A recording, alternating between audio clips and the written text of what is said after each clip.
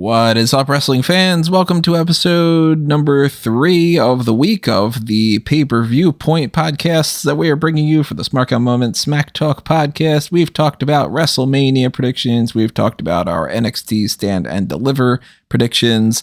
And we've got the ROH Supercard of Honor 2023-25, I think is the number of event. Which Supercard of Honor is this? 25 or 26? 2023-25. This would be the 21st one. 21st? It was 20 something or other. But hey, 2023 in my mind because I'm not keeping track. It's the 16th Supercard of Honor. 16th, whatever it is. I thought they just started it out too. Okay. It's the 48th Supercard of Honor. And, it's the 2023 edition of it. Obviously, we're not predicting things that already happened in the past. We're going with the one that is happening this Friday night. And it's going to be concurrently with SmackDown, potentially the Hall of Fame. I don't know when it starts. Could be 7, could be 6, could be 8, based off of what the pre-show is, because I still can't find information about what's going on with that. But that also could play a factor into some of the other matches that we're going to talk about here. But in general, what we are going to do is break down the card as what is currently announced. We're going to give our predictions. We're going to give a rundown of what we're excited about, what we're feeling a little bit lackluster on, all that good stuff that we normally do. And of course, we want to know what you have to say. So drop your thoughts in the comments below. Tell us who you think is going to win. Tell us what you like and what you dislike and what you think our thoughts are, and so on and so forth. Make sure you are doing what you would normally do for every kind of YouTube channel that you like, which is, of course, to hit the like button on this video, because that'll help out with the YouTube algorithm. Make sure you are subscribed to the channel. If you haven't already clicked on that, then go ahead and click on that. Click the little join button that you can see, which gives you access to the same things as the Patreon. And that includes the Darkcast and the Pick Your Poison, but it's also the $1 a month tier, just to kind of toss a little spare change our way. You can also do that through the thanks button that you can see on there right near the like button. If you are interested in any kind of merchandise, Redbubble and TeePublic are where you can find that. You can very easily go to smarkmoma.com and see a lot of information about these things, because if you just look on the nav bar, you can find the little merchandise shop thing and then, whatever. Or if you are still confused, leave a comment or send a tweet or something at me. I'll clear it up for you.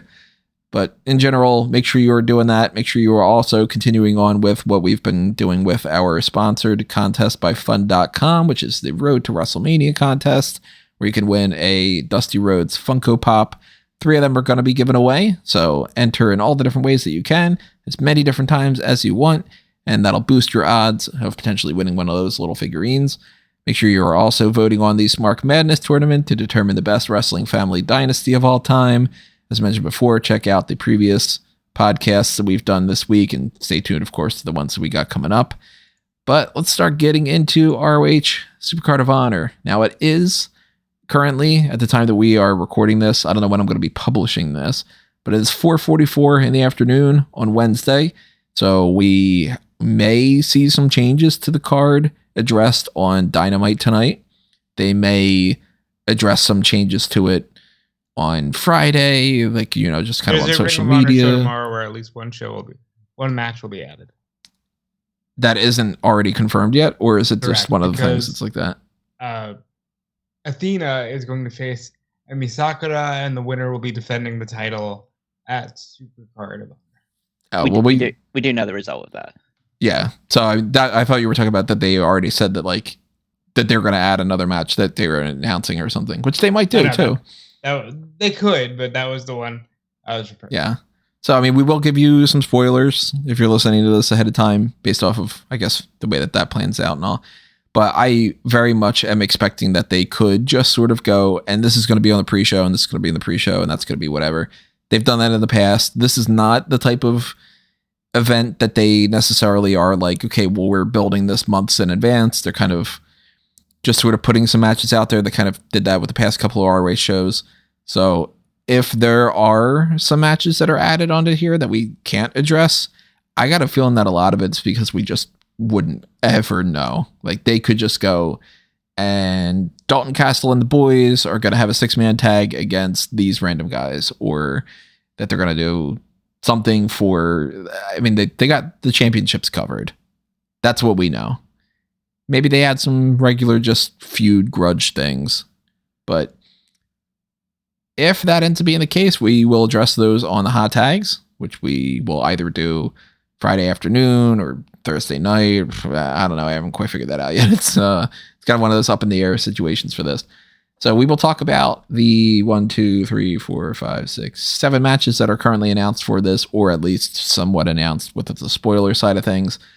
And I guess we should start off with the ROH World 6-Man Tag Team Championship match. The Embassy is defending against AR Fox, Blake Christian, and Grand Metalik. Or I guess he's not Grand Metalik anymore, it's just Metalik, right? Yeah. A copyright thing or something, some trademark issues. I, to preface this, have not watched any of the ROH TV shows, so I'm going into this relatively blind when it comes to just not knowing the ins and outs of the specifics of, like, okay, AR Fox and Blake Christian and Metalik saved somebody from an attack, and then that's what sets up this match or something. I know the basics just from reading the reports and doing that, but I haven't watched any of it. So from my perspective, I'm sure even more so than normal, Callum and I are on two opposite ends of the spectrum. Callum's going to be very much looking forward to this. I'm looking at it as, yeah, there's some pretty good matches that are probably going to happen. And then there's also some, I don't really care type things. And then, as always, you're going to be in the middle of this. Yeah. So the Embassy match with this is one that I do not care about. I am more interested in whether or not Brian Cage is going to re-sign his contract than anything else. So to me, if the Embassy wins here, that's a good sign that he's probably sticking around. If they lose, that's probably a sign that he's leaving. And the AR Fox, Blake Christian, and Metalik group just sort of seems to me, from an outsider's perspective, that it's thrown together. Like, hey, we wanted to get these guys on the card. They're a team now. Is that something that is the case, or is it that they actually have been building up that these guys are like a real unit? No, that's absolutely the case. Yeah, they're just thrown together. I think it's primarily due to the fact that obviously on AEW, AR Fox has more frequently been teaming up with Top Flight, but they're in another match that we'll talk about in a little while. Mm-hmm. And I'm pretty sure they've had Blake Christian and Metalik have actually had a match with each other. I don't know if that was on Ring of Honor, but it might have been on like an AEW Dark or Elevation. For some reason it's peeking in my mind. I can't remember if it was like on the first show and they just did one like an actual, like, you know, respectful straight up match, but they've joined forces now, and it's mainly like those two, after being attacked by the Embassy, went to AR Fox and said, can you help us even the odds? And actually they weren't attacked by the Embassy, they were attacked by what's their names, the Truth Busters. Trustbusters, that's it. Trustbusters, Truth Commission. Truth Commission, yeah. They just heard Trustbusters, yeah. And that's when they recruited AR Fox. They won a 6-man tag against them, and that just kind of set them up for this after the Embassy retained their titles in another win over Dalton Castle and the boys. So this is kind of like the next team up for them. Yeah, it's again, I'm not super keen on this one because it doesn't seem like a huge amount of attention is going into the 6-man tag team championships, which I guess is somewhat understandable because there aren't that many trios teams in Ring of Honor just yet. And also they've got a big tag team championship match that they filled up a lot of teams in. So any possibility of having like another top trios team take on the Embassy that isn't Dalton Castle and the boys is probably your very slim pickings. So, but yeah, these 6 guys involved, they're good wrestlers. So I assume the match will go well. I'd be surprised if AR Fox, Blake Christian, and Metalik win, just because I don't think, at least Christian and Metalik, I'm not sure if they're like signed to Ring of Honor. So it'd be a bit odd to go that, whereas I think all members of the Embassy are at least signed for the time being in Brian Cage's case. So I think that the Embassy will retain here, and then they'll move on to one of the teams that doesn't win the Ring of Honor World Tag Team Championship match will form a trio with someone else, and they'll be the ones that beat the Embassy for the title. Yeah, or it could just even be like, I don't want to spoil too much what I think of the tag match, but maybe AR Fox and Top Flight. Trying to think of a babyface team that could challenge them. That comes to mind. But I also think the Embassy is winning. And in fact, the only way I think that they'll lose is if Brian Cage just wants to be gone tomorrow. You know? Mm-hmm. I think they're a good team. They're an established team, as established as you can be in this era of ROH.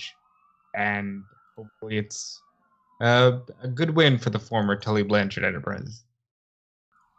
Yeah, I am leaning a little bit more towards the Embassy just retaining here, if not just because the other group seems like it's 3 guys they wanted to get on the card that they just slapped together. So if Cage is out, maybe they do Rush and they just go, and Rush is in another match, huh? Maybe they just kind of go like, well, we'll just put the belts on these guys and then we'll transition to another group in the meantime. But I'm going to go with the Embassy.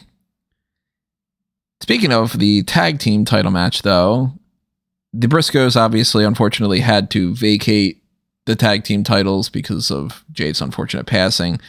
And what they were doing to transition to a new set of champions, I think this is a perfect idea. They're calling it the Reach for the Sky ladder match for the vacated titles. You can't go much better than that, right? No, that's a great name. Yeah, it's a great name. And it's the perfect setting to determine the next champions. And the challengers for this are going to be the Lucha Brothers, Top Flight, the Kingdom, Aussie Open, and Russian Dralístico. So I could honestly see almost everybody winning this except for Aussie Open. I don't know much about Mark Davis and Kyle Fletcher. They just, it seems to me, again, from somewhat of an outsider's perspective, Aussie Open I would highly doubt would be under any kind of contract with ROH. They're signed with New Japan probably, right? Correct. Yes. So, I mean, they could just be on a temporary thing and they could win that. But Facción Ingobernable, that's how you pronounce it, right? LFI for those LFI. That are not Yeah. as Spanish speaking. I could very easily see them winning this. And, they're not in a position that they've won anything else, but they are big enough names that, this could be something to kind of hang their hat on. The Kingdom makes sense. Mike Bennett and Matt Taven. I mean, they've got the ROH connection and everything. I wouldn't be opposed to that.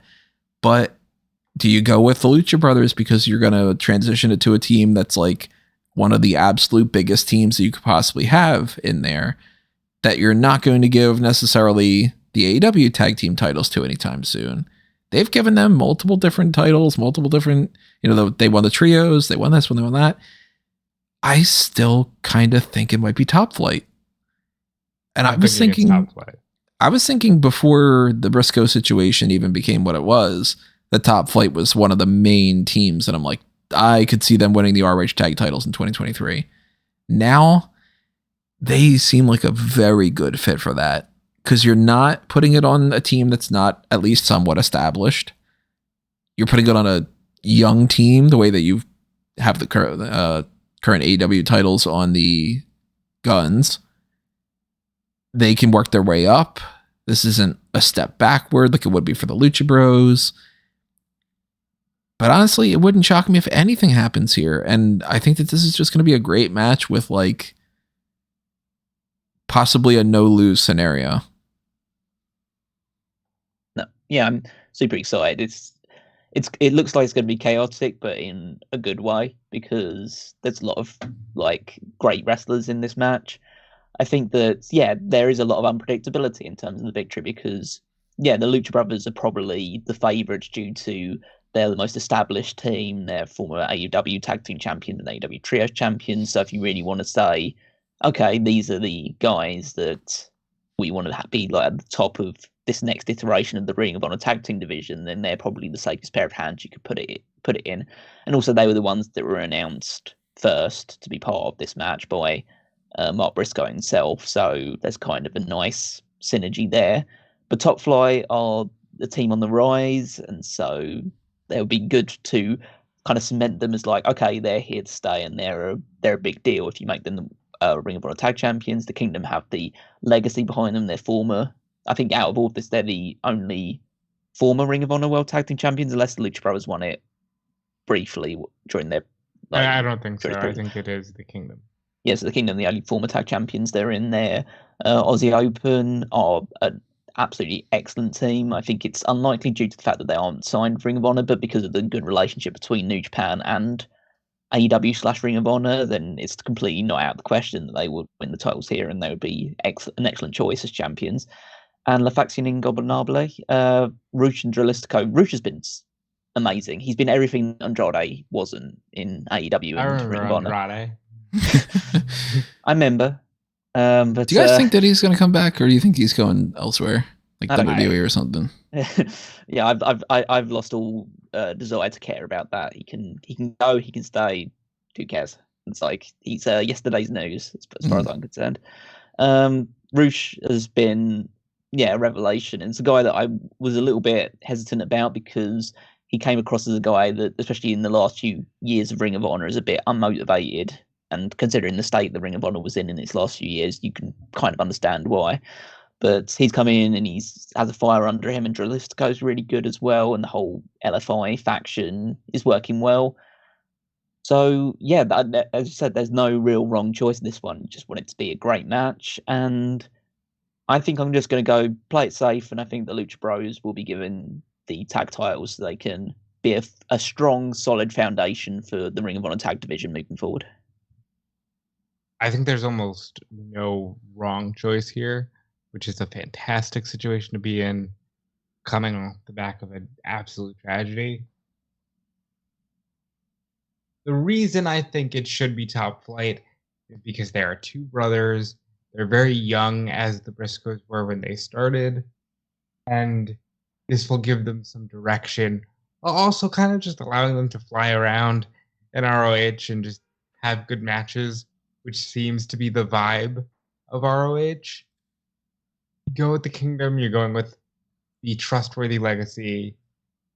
I think if you go with the Lucha Brothers, it says to me more than anything, they have no plans for them in AEW, and they're giving them these belts as like a, hey, come do this for a while. Because yes, I know the BCC has belts as well, but I think that soon enough that'll get straightened out.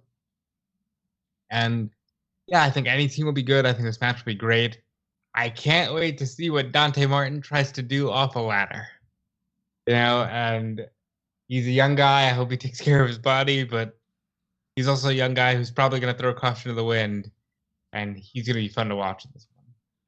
I think it's kind of cool that in a match, which is obviously a tribute to Jay Briscoe, is that there are three teams of brothers in this match. Oh yeah, the Lucha Bros, the Top Flight, and ROH and Dralístico. Yeah, they're both brothers. So yeah, that's kind of a nice little wrinkle to add into that as well. But yeah, as I say, regardless of what happens, I'm sure it's just going to be a super fun match, and really, there's no wrong choice on who they decide to have win this one. Now, what's going to be the better ladder match? This or Roxy and Perez? Oh, don't even joke about it, Tom. I mean, clearly the one that's telling the story about getting over your anxiety, right? Right. Yeah. No, this is going to be a great match. Despite the fact that I am leaning towards the Top Flight idea, but just like something tells me that they're winning those belts at some point this year, I can't silence that voice in the back of my head that's thinking, they did announce Lucha Brothers first. And if you want to kind of not quite lose momentum of going from the Briscoes to another really, really established team, big names, people that could be on ROH TV going forward and maybe get some views that way, make sure that they are on the next pay-per-view, which that'll be, God, when that'll come around, it would probably around like Double or Nothing time, I think. Maybe a little bit after that. I think it will probably be after. It'll be in June. It'll be You imagine they might do something after Forbidden Door. Yeah, so I mean, Lucha Bros makes a lot of sense to me, and I am kind of leaning a little bit more towards that. So I'm gonna ultimately say, gun to my head, my prediction is the Lucha Bros, but they kind of can't go wrong here. So gun to my head, Top Flight. Yeah, Calum's going Lucha Bros. Yeah. Yeah. I am looking forward to, which I did not anticipate being a thing until I just had seen them recently, Komander against El Hijo del Vikingo for the AEW, I was going to say the AAA Mega Championship. I hadn't seen any of them ahead of time, and Komander had his match on Dynamite. Vikingo had his match against Kenny Omega, which was great. So I'm like, fuck yeah, all right. A belt that's not in ROH, but that doesn't matter. 2 guys that I've only seen one match from a piece. Well, those were fun matches, so cool. I think that the belt's staying where it is. This should absolutely open the show in the same vein of like Rey Mysterio and Psychosis opening up the old WCW cards. They're gonna absolutely kill it. And I think Vikingo is the second coming of Rey Mysterio, and I can't wait for this. This will be an absolute banger. Yeah, I'm so excited for this match. Just based on, again, I haven't seen like a load of their matches, but based on the cameos they had on AEW and clips that I've seen online, like they're gonna go fly all over the place, and I'm double excited for this because one, it's gonna be a great match, and it's for the AAA Mega Championship, and so there's stakes to it, and just get to see what these two can do when working against pretty much their, and also they're equal, but their counterparts in terms of how creative and high flying they are. The second reason I love it is because it's a match that GCW booked, and they've decided to do it ahead of GCW, which is great because GCW sucks and it's successful. But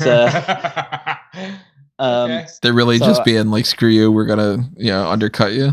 Yeah, we got these 2 guys, we got them to appear on Dynamite, and now we're going to put on our big Ring of Honor show, and then I'm sure some people will still click and turn up to see the lesser version of that match, with like surrounded in a ring of glass or whatever or something like that. I don't know, but yeah, I'm super pumped to see what they can do with each other, and I think that it's pretty safe that that Vikingo is going to retain the championship here, because I think they need to build up to a match between him and Kenny for the title.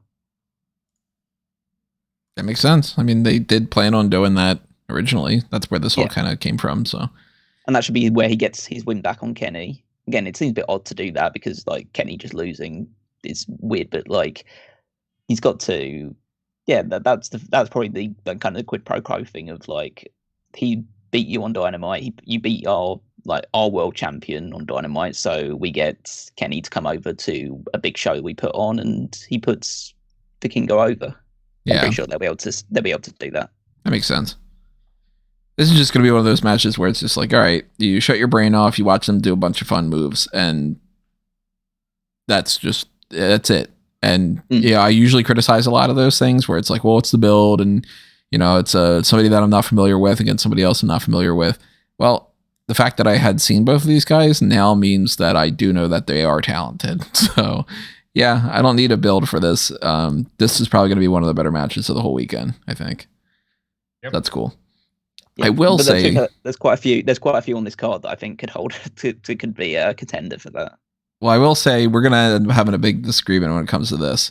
I have zero interest in the ROH Pure Championship match. It's Wheeler Yuta against Katsuyori Shibata. I don't really like the Pure matches.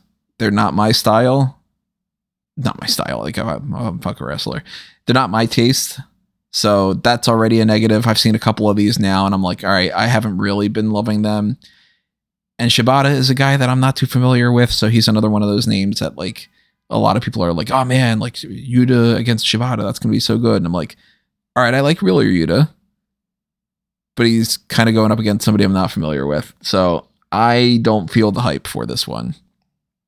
I got a feeling I'm gonna end up being disappointed in it. But I think that you guys are going to love it, and I think a lot of people are going to love it. So that's cool.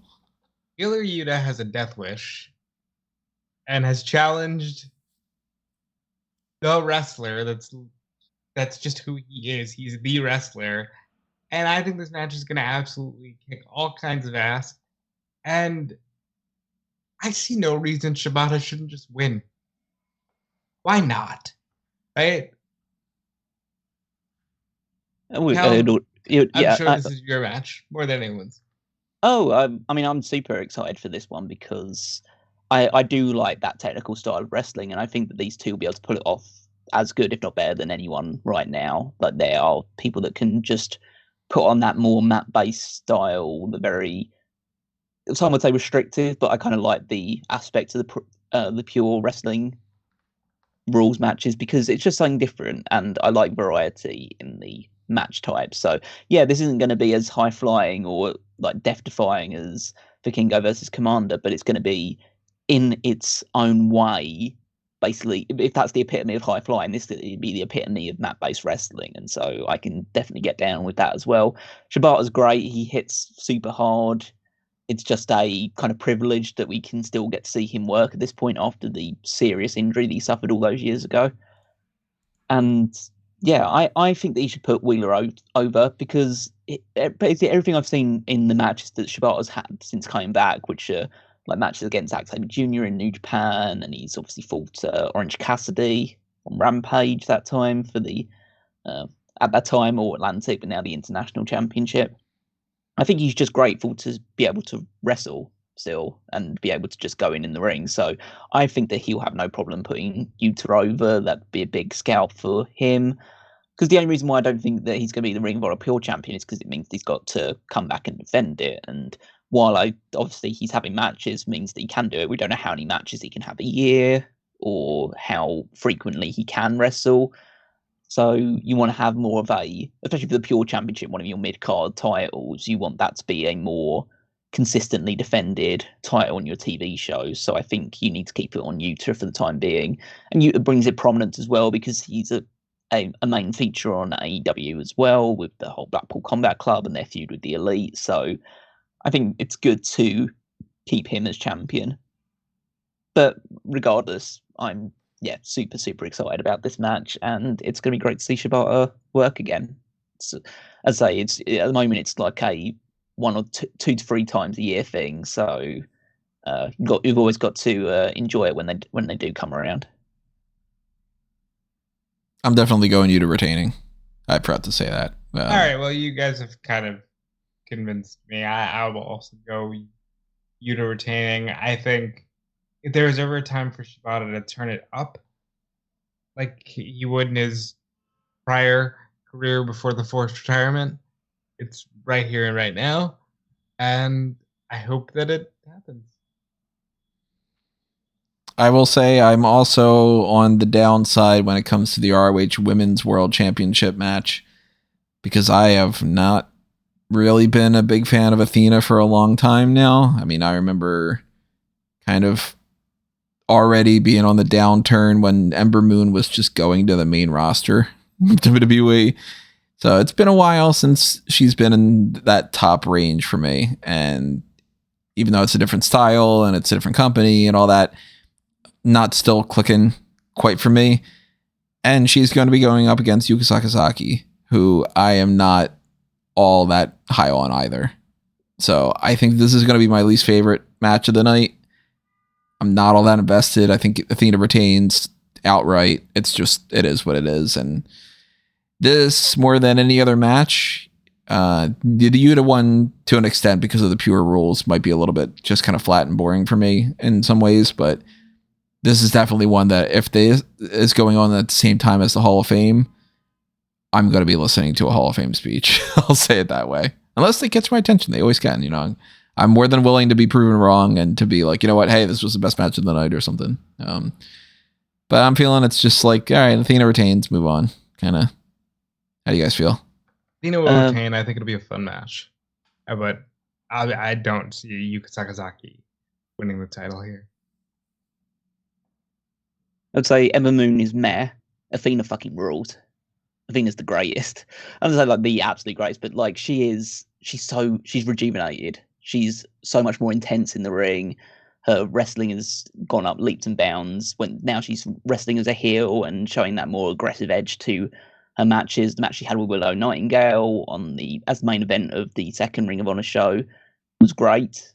And I think that she's going to have a match with Emi Sakura. Obviously, that's for the Ring of Honor Women's title, and it was meant to be the idea that the winner faces Yuka Sakazaki for the championship at this show. We know what the result is based on this, but I can only anticipate because at the moment, like they're two of my favorite women's workers right now. So I'm super excited to see that match tomorrow. And I'm a big fan of Yuka Sakazaki. I think that she has a kind of, obviously she's going to be the babyface in this one. She's a good high flyer, but she does have like a kind of, I'd say small, but it's like a fiery intensity because it's elevated by the fact that she is pretty small and slight. It's like a Riho type of aesthetic to her, where she'll be the smaller person in this match, but she'll be like delivering quite a lot of strikes and flying around all over the place in order to try and take Athena down. I think that you absolutely will have Athena retain here. I don't think Yuka is the person to take the championship off of her, especially considering that Yuka only really shows up in either AEW or WWE a couple of times a year, rather than Ring of Honor. Oh yeah, ROH and you said AEW. WWE. I did say so. Oh, sorry. Apologies for that. Either Ring of Honor or AEW, she would only appear like a couple of times a year. So I think that she wouldn't be someone that you'd have the title on consistently, because she's wrestling over in I think she's Tokyo Joshi Pro, I believe. Yes. So you have Athena win here, have a good match, and then move on to whatever's next for her. I still don't know who will be the person to dethrone her, but I guess we'll probably talk about that when we do the review. When she's won the title. Would still like it to be Willow. I can see them trying to lock down to a contract Billy Starks, who's not even out of high school yet, but I can see them kind of looking at her as a future ROH World Champion. I could definitely see a scenario of someone after this match coming down to challenge Athena. I just don't know who that would be just yet. Maybe like a Serena Deeb or... I mean, they could always obviously sign more people. They could get something like, for all we know, like an Allison K type, or, I mean, I don't think that that's the range that they're hoping for Mercedes Moné or anything, but hey, maybe they bring in somebody that is currently on the WWE roster, or maybe this is like Deonna Purrazzo or something. I'm so sad that Deonna is still an Impact, because I think she's, not that Impact hasn't been very good to her, but she's evolved beyond Impact, and it would be nice to see her go somewhere else. But I don't know if I see a woman coming in, unless, like, it is LA, it is Mania season, everybody's there. Have a Mickie James say, hey, me, like they sometimes tend to do. But she's injured at the moment, isn't she? Yeah, they are playing up that she's got like a broken rib or something. Yeah, but maybe it's just like a one-off thing of like if you can get a Jordan Grace to do a one-off show for you, or an Alley Catch or something like that. To just Alley Catch would be a good one. Alley Catch, would like to see her. She's so ingrained in that GCW culture, but I'd love to see her move beyond that. Yeah, but we'll see. Yeah, I'd say at the moment there's no kind of clear person to take the title off of Athena, and I definitely don't think that Yuka Sakazaki is the person to do that. But still, I think it's going to be a fun match. Could even be Sky Blue. Yeah, I mean, they're giving her a spotlight now with this this whole feud. Maybe a couple months down the line or whatever, they end up coming back to her. I could see them transition Nyla Rose onto Ring of Honor as well. Yeah, that can make sense too. Because it's not likely that she's going to win the AEW title anytime soon. So, here's a question for you guys. What do you think is going to be the main event? Is it going to be Claudio Castagnoli against Eddie Kingston for the world title? Or is it going to be Samoa Joe defending the television title against Mark Briscoe? It will be Claudio Castagnoli defending against Eddie Kingston. Yeah, if anything that Tony Khan has demonstrated, both as a booker for Ring of Honor and for AEW, is that the world champion goes on last. If anything, I would argue that because of the emotional significance, that the ladder match could stand a chance for going on last. Because I'm working under the assumption that Samoa Joe's dropping that television title to Mark Briscoe. I don't think Mark Briscoe will lose a match for the next year. Probably not. Yeah, unless it's like a tag team match or something. But. I think Mark is the obvious choice. This one, there's zero reason not to put the title on Mark Briscoe. It would be a massive moment for the crowd. It would be a big, like, sentimental celebration, and yeah, it just needs to be that way. Like, the fact that they're doing it makes it seem like they're doing it, because they could have, like, you don't put Mark Briscoe in that scenario and then have Samoa Joe beat him. you just wouldn't do the feud, you know? Like, there's not like a feud that they inherently had to go to. And if they had a plan for somebody else to beat Samoa Joe, and they were like, well, you know, we can't have Briscoe win because we're really holding it for, I don't know, Chuck Taylor or something, I don't know. Then it would be like, all right, well, then why did you put him in a match with Samoa Joe? Why didn't you just have Mark Briscoe against some guy to give him a win, you know? Yeah, absolutely. I think you have a great match between these two. It make it physical, but I think the crowd will be so super behind Mark Briscoe that, and even though Samoa Joe's pretty popular and he's pretty over still, despite being a heel for the last like several months, he does still get pretty significant babyface reactions. But I think here it's just going to be completely one-sided, and yeah, you need to give Mark that victory and have him celebrate with, like, well, depending on if they're comfortable doing it, but celebrate with members of the family as well. That'd be a great, like, crowning thing for it as well. Yeah, absolutely. I'm not saying this has no chance of main eventing based on that, but I think that but just all history points to him going for a world championship match as the main event instead. Although, but one of the first Ring of Honor shows he did, the opener was the world championship match between Claudio and Jonathan Gresham. There were reasons for that. Yeah, there were reasons for that. Yeah, but yeah, I don't think this will main event, but it still will be a great moment. Mark to win. Is it a little bit weirder that the Claudio and Kingston match has like less backstage heat behind it than the little bit. Gresham? Yeah. But there seems to be there's probably actually more real animosity between the two of them than there were between Claudio and Jonathan Gresham. Yeah, it's just one of those Gresham's issues were behind things. the scenes. Yeah. So we're all going Briscoe. Yes. I think that he holds the title for quite a while and all.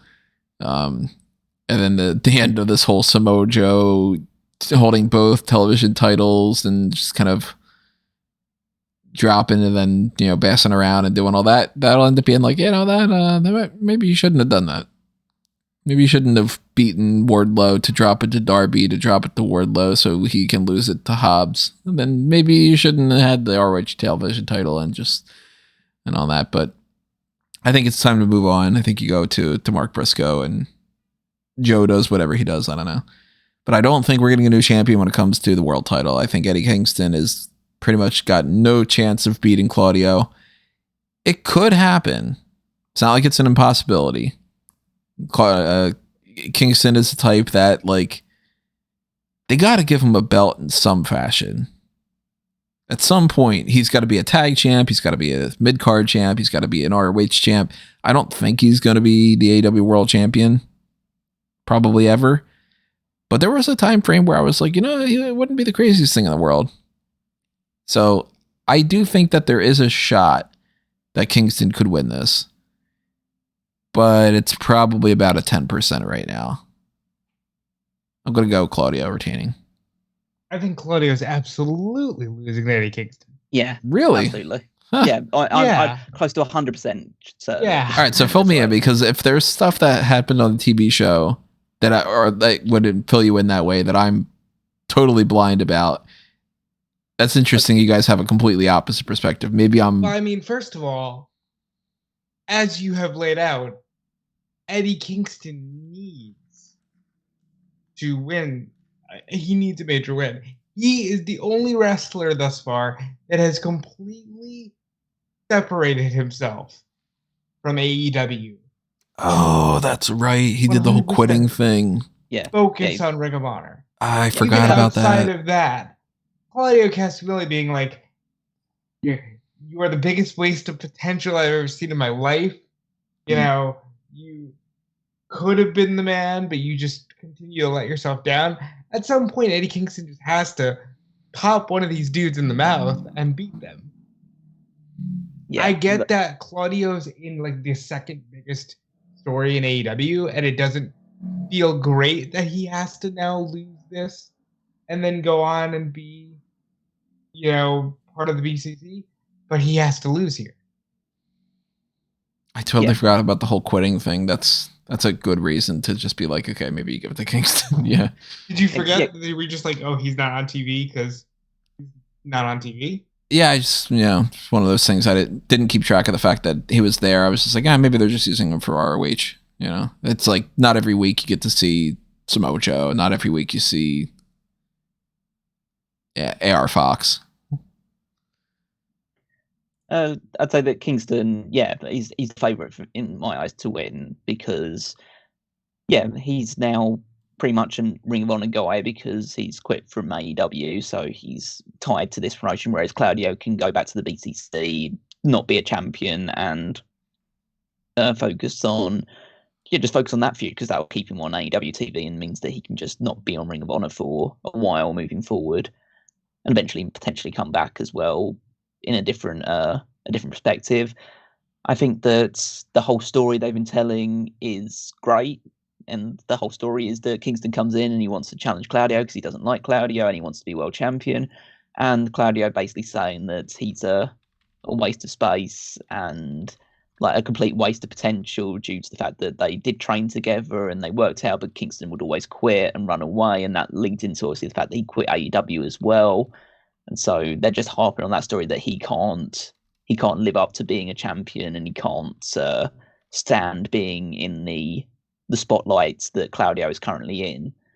So they're building up that story nicely. It should really culminate with Kingston getting the victory. Again, that's the reason why I also think it'll be the main event, is because that'll be a big moment as well, with like streamers coming down and everything, where Kingston finally climbs to the mountain, finally gets his world championship, which is similar to what Claudio did last year, because that was the first time Claudio had ever been a world champion. Now they've got to do the same thing for Kingston.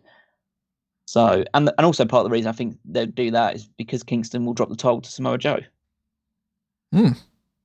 Make Samoa Joe your world champion, because Samoa Joe is still a very prominent name, and like he drops the television championship here, he then goes on a tear, and then he eventually beats Kingston for the world championship, and you've got a ready-made challenger for him there. Arguably, I mean, you could go in other Ring of Honor directions. champion ever as well. Yeah, I mean, you could go other directions. You could, Samoa Joe's one of the greatest, if not the greatest, Ring of Honor world champion of all time. You could get Bryan Danielson to come in to do it as well, and you can have Bryan play the heel, especially if he's playing the heel on the BCC side. Some people out there going, CM Punk's coming back. I doubt that side of things. Yeah, I'm not anticipating that. Will Yuta could be like avenge Claudio and eventually dethrone Kingston for it. There's a lot of different directions you can go, but go Moxley even. I think he's too important for AEW that they would relegate him to. As much as I've enjoyed the Ring of Honor product so far, it is a relegation from AEW, so I doubt that they would do that. But then again, he's a guy that just wants to show up and wrestle, so maybe he would want to do that. But he's also friends with Kingston, so it's a bit of a difference. I think there's a lot more possibilities with Kingston as champion, and I think it's time to give him a big belt and give him a big moment as the world champion. You've convinced me. I'm gonna go Kingston. Absolutely, yeah. Everything Callum said, co-sign, because this is Kingston's moment. So that's currently the card. Now, they may, of course, add more matches, if not just for the pre-show, the 0 hour. They're calling this 0 hour, right? That's what they do for that. They haven't actually even announced the existence of a 0 hour. That's what's confusing me so much, because they keep saying like bell time is 7 p.m. Eastern, start time 7 p.m. Eastern. I assume we'll get an hour of a like. Yeah, they'll definitely do so. But it'll just be a load of just warm up matches. So there's nothing that they need to, nothing that would have been built up into the feuds or anything like that. But they'll probably add another women's match on this because only one woman. And to be fair, oddly enough, compared to AEW Dynamite, which typically only has one women's match in 2 hours worth of TV, I think pretty much every single Ring of Honor show so far that's 2 hours long has had at least 2 women's matches on it. At least 2, yes. So yeah, they'll probably add something like, Willow Nightingale versus Lady Frost or something like that. You guys think that that's going to start at 6, or do you think that the 7 p.m. thing is going to be the start of the pre-show? I think I can't say to predict what the time will be, but I'll be watching regardless of when it comes on. I'm hoping that 6 is the pre-show. I really want this to. Rampant. Yeah, I want this to end at 10. So that way, that's going to be a little bit easier for me, to be perfectly honest, because then I could do the Hall of Fame watch along with the post show and do it that way. But we're going to address this in some fashion. Of course, if they make any changes, we will talk about them on the hot tags. If they go long and we have a post show that bleeds into something else, it'll be whatever it is. That's the current game plan. Next podcast you're getting is the hot tags sometime either Thursday night or Friday afternoon, depending on my preference to just be able to knock it out. And then some sort of follow-up of Supercard of Honor post-show, either with a live thing with the Hall of Fame or some kind of compensation. I don't really know. But stay tuned. Make sure that you have your email alerts set up by ringing that little icon that's next to the subscribe thing, which, again, if you have not already subscribed to the channel, go ahead and do that. If you're listening to us, obviously, on Amazon or the Spotify thing or Apple Podcasts or something, then there isn't quite the same as far as like, hey, we're going live, because we go live on YouTube. But you should be hopping over on YouTube and you should be checking us out there, because then you have the option of joining the chat room and being able to actually tell us your thoughts about it while we're talking about it and kind of steer the discussion in one way or another. Sometimes people will be like, oh, you guys, you didn't talk about this part of the match. And of course, we only know about that after the fact. So join us live for that, and we will talk about everything that happens from this and NXT Stand and Deliver and the 2 nights of Mania. All that coming up this weekend. It's going to be absolutely nuts as far as all the different content, but we hope that you guys have a lot of fun. We hope that you've been enjoying this podcast and all the other ones. If you are, make sure that you hit the like button, make sure that you stay tuned, and make sure you start clicking around from all the other things we got going on. So if you go to the link tree that I've got on anthonymango.com or amangotree.com, you can see links to every single thing that's out there that I felt like linking, at least when it came to that, for like my socials and the Smark Out Moment and the Fanboys Anonymous stuff, which of course you can find over on fanboysanonymous.com, the YouTube, the Patreon, the Facebook, the Twitter, things like the Blueprint Project for anybody that's into comics and Star Wars and James Bond and Ninja Turtles and Power Rangers and all that stuff. You can find my super duper in-depth breakdowns of that to figure out the gold standards and the Bibles that you should have as far as those characters. Definitely check out the Batman A Nighttime story over on Fanboys Anonymous as part of the Blueprint Project. Make sure that you're doing that Dusty Rhodes contest that's happening right now. Make sure you are voting on that Smark Madness tournament. I mentioned before about the WrestleMania stuff and the Stand and Deliver stuff that's happening. But also just make sure that you are following what these guys are up to as well. Yep, you can follow me everywhere at Dude Felice. You can check out, I'll be doing the SmackDown post show come Friday night. I will also be probably doing a Rampage watch along. I hope to check out this show as soon as possible. I will, of course, be covering WrestleMania all weekend on Fightful and here on Smark Out Moment. And yeah, let's have fun this weekend. Cal? You can follow me on Twitter at Wigmeister14. You can check out this weekend as well if there's not enough wrestling content for your liking. Then you can also check out the power rankings over on the Smart Comment website on the Saturday, where you'll find the final power rankings of the 2022-2023 season. So you can see who finished up top of the league table that I put together every single year. And yeah, just check the final things out before we reset following WrestleMania. And speaking of resetting after WrestleMania, it is also the final week of the Fantasy League. So every point counts now, as we will determine who is the victor for this season. And yeah, WrestleMania is double points. So make sure you're keeping track of all that either at www.fantasyleague.com, or you can just find it through the Smart Cat Moment navigation. But yeah, follow along. And we will see you with the next episode, that Hot Tags edition that I mentioned before. But drop your thoughts in the comments below. In the meantime, we'll keep the discussion going from Wednesday and Thursday and such. And we'll see you then, everyone. But for now, this has been another Smark Out Moment, and we are being counted out.